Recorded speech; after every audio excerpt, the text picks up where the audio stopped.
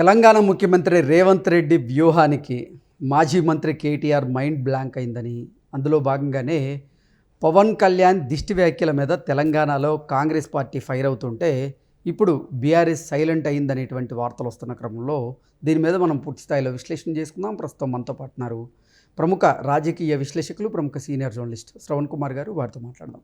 శ్రవణ్ గారు నమస్తే అండి. నమస్తే అండి. శ్రవణ్ గారు, రేవంత్ రెడ్డి వ్యూహానికి కేటీఆర్ మైండ్ బ్లాంక్ అయింది అనేటువంటి వార్తలు వస్తున్నాయి. ఇంతకీ రేవంత్ రెడ్డి వ్యూహం ఏంటి, దానికి కేటీఆర్ మైండ్ బ్లాంక్ అవ్వడం ఏంటి అంటే ఏం చెప్తారు? సరే, ఇది మైండ్ బ్లాక్ అయిందా అనేది సరే అలా కాకుండా అసలు ఈ రాజకీయాలలోనే మనకు ఎత్తులు పై ఎత్తులు ఉంటాయి. అవును.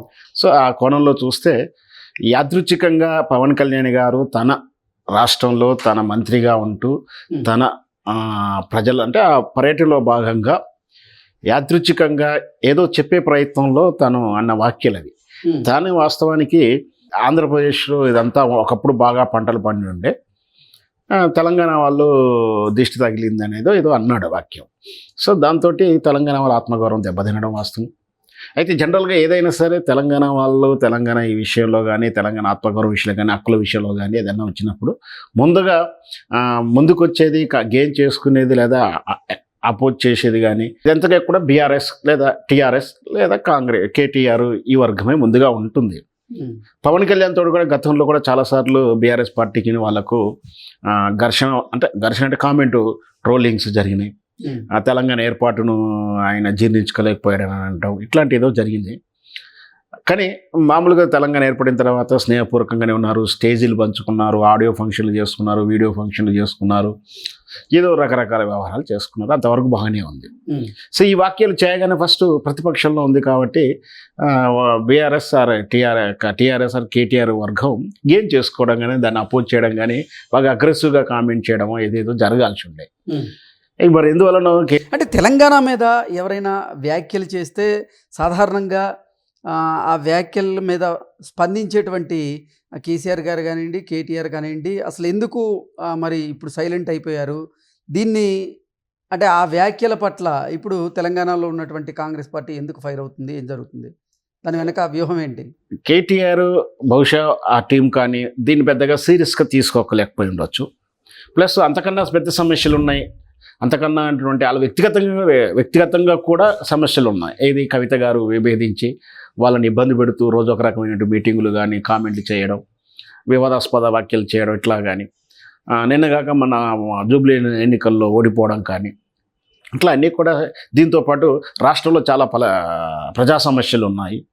ప్లస్ ధీటుగా అంటే మామూలు వేరే కాంగ్రెస్ లీడర్ అయితే వేరేలా ఉండేది, కానీ బలవంతుడైనటువంటి మాటకారైనటువంటి ఎత్తుకు పై ఎత్తేసి రేవంత్ రెడ్డికి ధీటుగా ఉండాలంటే వీళ్ళు అటెన్షన్గా ఉన్నారేమో. సో ఈ వ్యాఖ్యలు పెద్దగా సీరియస్ పట్టించుకోవాలి. ఎప్పుడైతే కేటీఆర్ సైలెంట్ అయిందో, కేటీఆర్ వర్గం సైలెంట్ అనిపించిందో, దీన్ని క్యాచ్ చేసుకోవడానికి వెంటనే కాంగ్రెస్ ముందుకెళ్ళిందా అని అనిపిస్తుంది. ఎందుకంటే సినిమాటోగ్రఫీ మినిస్టర్ ఏకంగా కోమటిరెడ్డి గారు మీరు క్షమాపణ చెప్పకుంటే బేషరతుగా మీ సినిమాలు ఆడించరని అంటున్నాడు. కాంగ్రెస్ ప్రధాన నాయకులు పొన్నం ప్రభాకర్ లాంటి వారు కానీ, వల్లమూరి వెంకటరెడ్డి కూడా దీన్ని సీరియస్గానే కోట్ చేస్తూ పవన్ కళ్యాణ్ గారిని క్షమాపణ కానీ లేదంటే సంజాయిషి అడుగుతూ ఉన్నారు.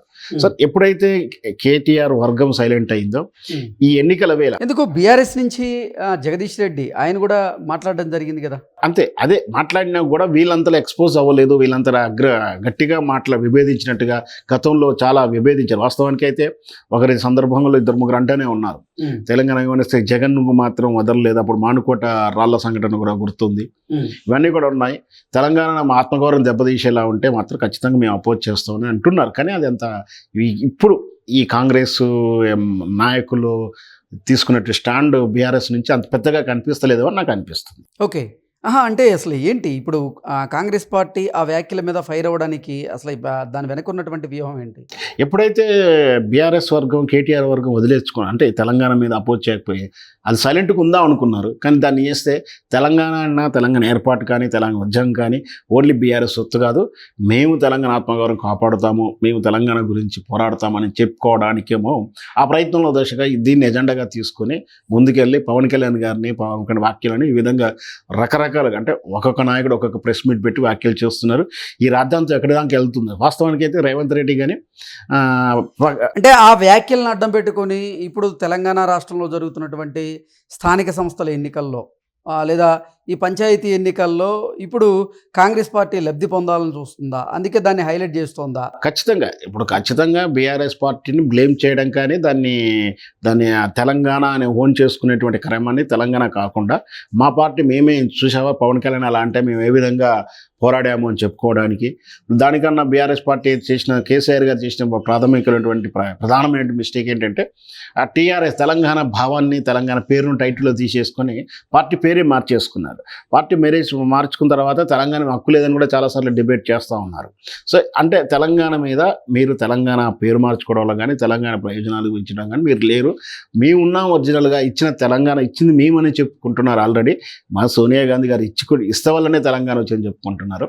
సో ఇట్లా తెలంగాణ అంటే ఆ ఫ్లేవర్ కానీ వాడుకునే ఉద్దేశం రాబోయే స్థానిక సంస్థల ఎన్నికల్లో దాన్ని గెయిన్ చేసుకునే ప్రయత్నం కూడా చేస్తుండొచ్చు. రేవంత్ రెడ్డి ఎత్తుగడ అదే కావచ్చు.